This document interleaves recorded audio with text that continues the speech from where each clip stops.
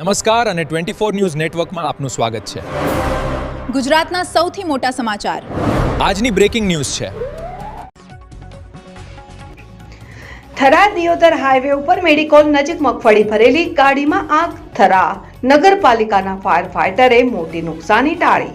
Thara Deodar highway ઉપર મેડકોલ ગામ નજીક મગફળી ભરેલી એક ગાડીમાં અચાનક આગ લાગતા વિસ્તારમાં ભારે દોડધામ મચી હતી. ત્યાં રોડ પરથી પસાર થતા એલસીબી જમાદાર જયપાલ સિંહ વાઘેલા રહેઠાણ થરા દ્વારા ફોન ઉપર થરા નગરપાલિકામાં તાત્કાલિક સંપર્ક કરવામાં આવ્યો હતો. ફોન મળતા થરા નગરપાલિકાના ચીફ ઓફિસર બીએમ જોશીના માર્ગદર્શન હેઠળ ફાયર ફાઈટર ટીમને તુરંત જ ઘટના સ્થળે રવાના કરવામાં આવી હતી.